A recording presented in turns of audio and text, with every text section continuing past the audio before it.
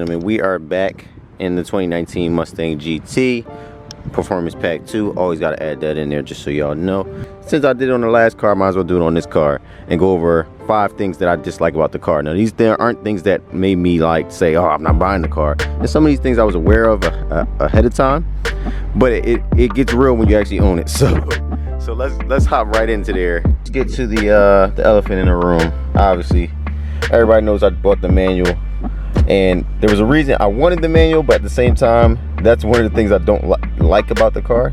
Reason being, my 2012, everybody knows about the MT82 issues, about it breaking and the 3rd gear lockout and synchros going, all that good stuff. Now, I had those issues on my 2012, and I'm like, oh well, I had those issues already, I got to get it built trans, whatever.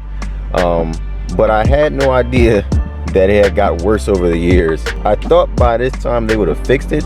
This car is literally 7 years older than my other car, and I thought it was fixed already, but it's not. And y'all know I'm known to, you know, roll through some gears on the MT82, but never fixed it, and it's a little frustrating.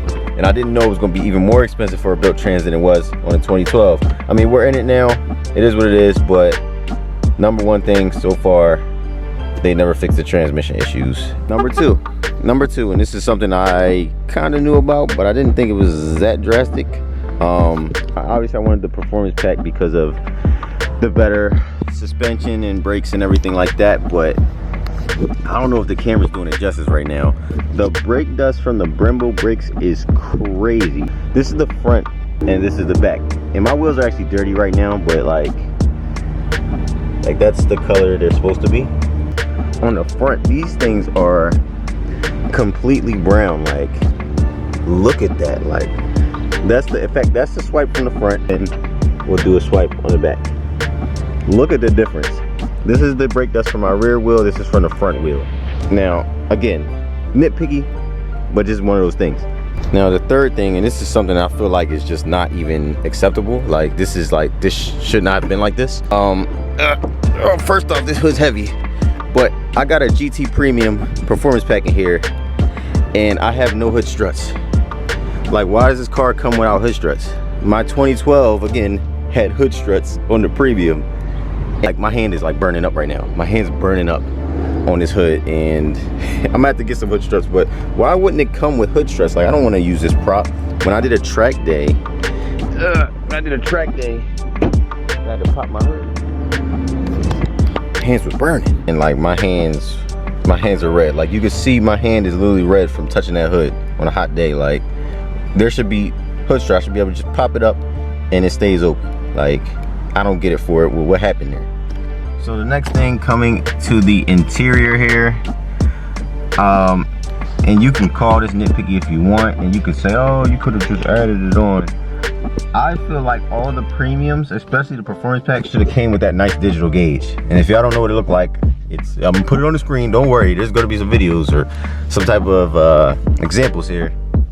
But instead, I got the same analog gauge that a base 15 would have.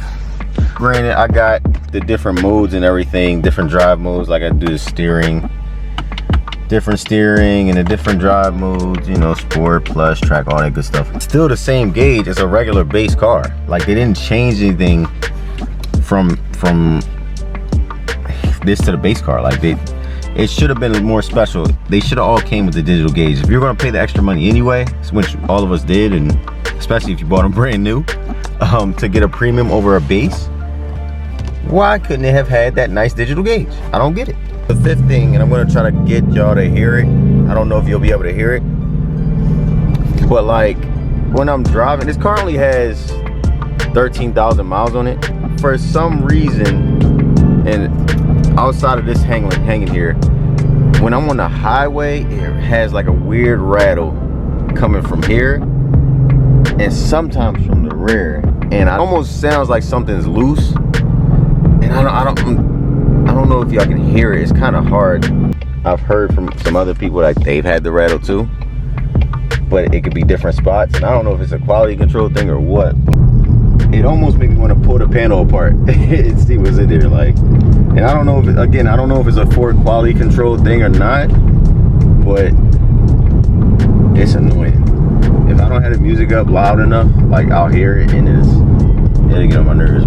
That is it for my list. 5 things that, again, I'm not gonna say I hate it, I dislike about the cars. Again, some of the things I knew about and some are a little bit nitpicky. But I'm gonna live with it. But just some things, if you're getting one of these cars, if you're coming from an S197 in one of these cars, you might wanna know about. Oh my gosh, so annoying. If you enjoyed this video, don't forget to like, comment, and subscribe. Browse the channel for more, and most importantly, have a nice day.